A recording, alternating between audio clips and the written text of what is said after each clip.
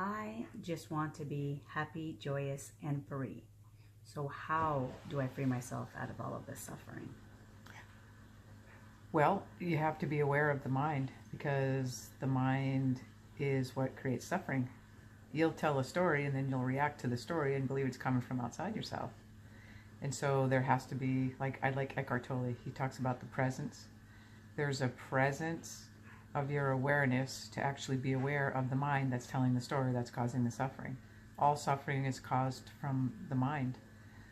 But we don't believe that they're beliefs. We believe they're true. We don't even call them... Aren't they true?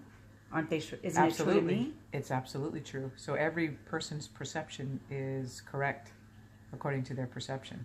So you can't ever say then somebody is wrong in their beliefs, because for them it would be true. There's higher awarenesses of beliefs that don't create suffering, but to say that somebody's wrong, the ego always has to take a position. And it wants its opinions because it believes they're my opinions, and therefore I have a right to share my opinions. And if I'm right, the other person has to be wrong. Right.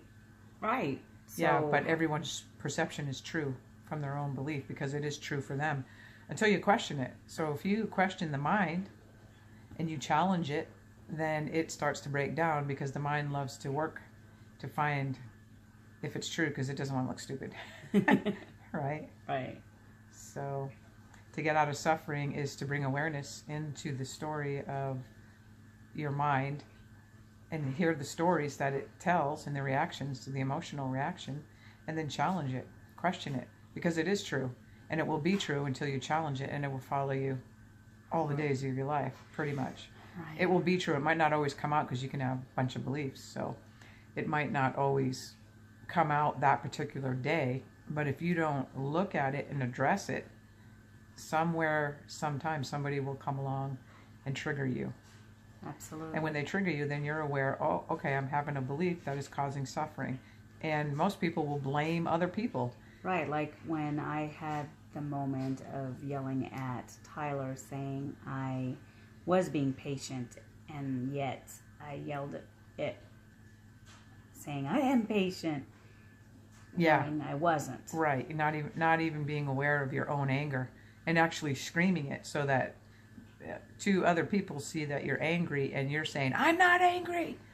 And so to want to get out of suffering is to be aware that one is suffering, until eventually, well, you're really working with the mind, and eventually you will have to surrender. You have to move to wanting to chase happiness. And then when you stop chasing happiness, the mind will stop creating problems. And so suffering eventually ends when you bring awareness to it. It has to, because it's always created in the mind. And then we blame other people, and it's powerless. The only way we can get free of suffering is if they change, which is, you have to do a lot of manipulating and coercing to get people to change their behavior or their words, because it hurt my feelings. Right, and you think they're doing it to you because this time it hurt your feelings, but the time before when they gave you a compliment, it didn't hurt your feelings, and so that boosted your ego, so you don't even think to look there, and you're wanting that person to change only on the negative part.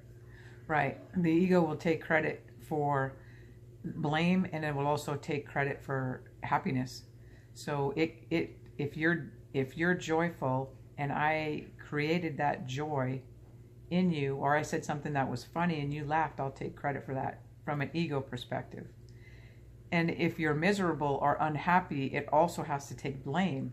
It's the two-sided coin of taking ownership of your emotions. The duality of it all. Right, it's that coin. Everyone wants to give up the negative suffering, but they don't want to give up that I'm so funny that I'm the one that made you laugh. It's right. Yeah, so the ego the mind can be quite cunning and clever, and it can be tricky. And so you have to bring awareness to that cleverness and see how it operates.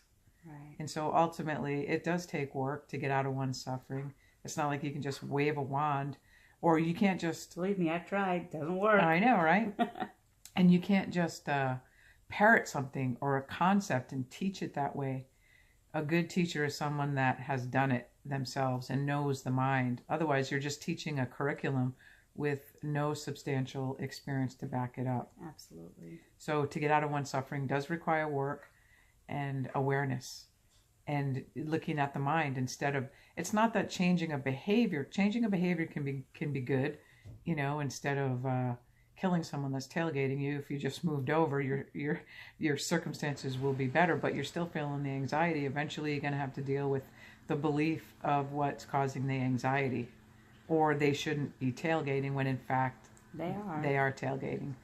And so you can't go around and teach, you know, 7 billion people how not to tailgate because you think that's inconsiderate to do so. So, and you can do it. You can get out of your suffering without taking pills, without going to therapy. It's a simple matter of awareness and looking at your own beliefs, and you will find that they are true. They're true to you. And once you recognize that they're true, and you say, yep, that is true, then it's done its job, and it can leave you now. And I love that. So hearing the testimony of other people that have gone first to get out of their suffering inspires other people to do it too. So it's a practice. It's not just believing what somebody says, it's actually putting it into practice. Enough? Enough.